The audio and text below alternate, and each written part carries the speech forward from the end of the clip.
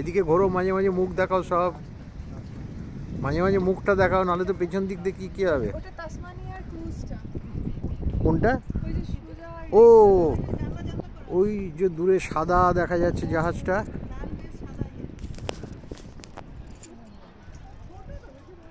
হ্যাঁ।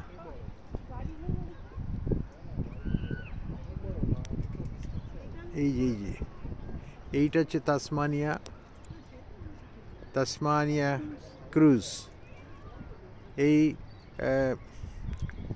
জিলং বা মেলবোর্ন থেকে বেশ কিছু দূর গেলে এই তাসমানিয়া পড়বে। তাসমানিয়া, অস্ট্রেলিয়া, এগুলো সব ওশেনিয়া মানে মহাদেশ বা কন্টিনেন্টের আন্ডারে।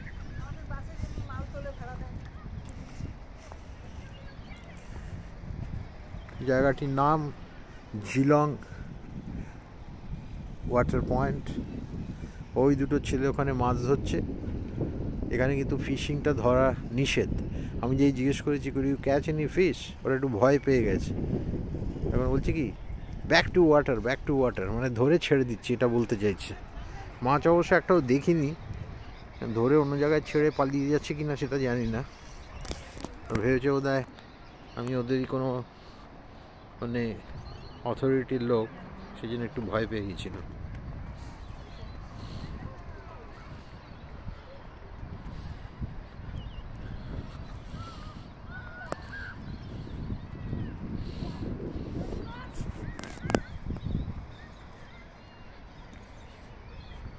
ব্যাক করে যাচ্ছি এখন।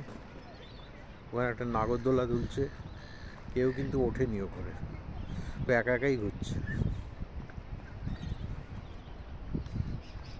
সমুদ্রের একটা খাঁড়ি, সাদার্ন ওশানেরই একটা খাঁড়ি এখানে ঢুকে পড়েছে। জিলং জায়গাটার নাম, GEELONG। ওই দূরে একটা অয়েল রিফাইনারি দেখা যাচ্ছে।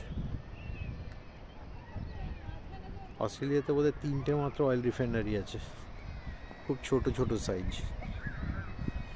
এরা অয়েল ইম্পোর্ট করে বেসিক্যালি। মনে হয় ন্যাচারাল রিসোর্স যেগুলো রয়েছে সেটাকে এখনও সেইভাবে এক্সপ্লোর করেনি। ন্যাচারাল বিউটিটা খুবই ভালো, লোকে আসে এখানে উইকেন্ড বা এমনি সময় টাইম পাস করতে উইথ দ্য ফ্যামিলি। বাচ্চারা খেলছে দূরে।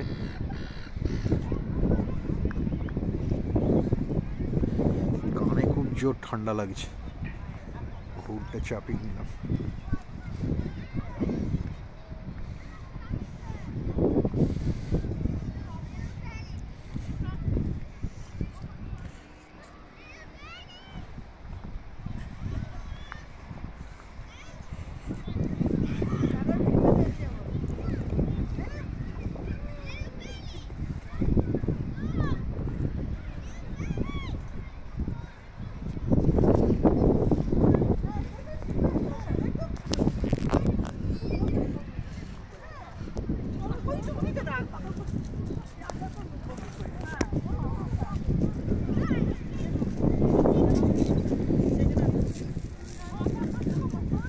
রোগা পাতলা সব ঘুরে বেড়াচ্ছে, দেখতেই পাচ্ছেন।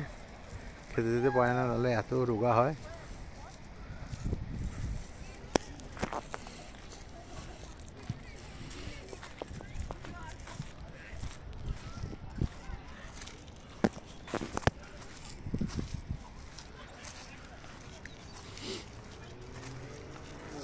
এই এদিকে একবার টার্ন করো, সব মুখগুলো দেখাও।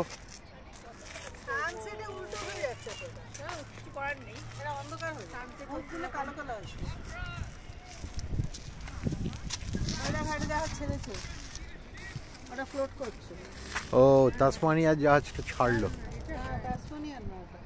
হ্যাঁ এটাই তাসমানিয়া।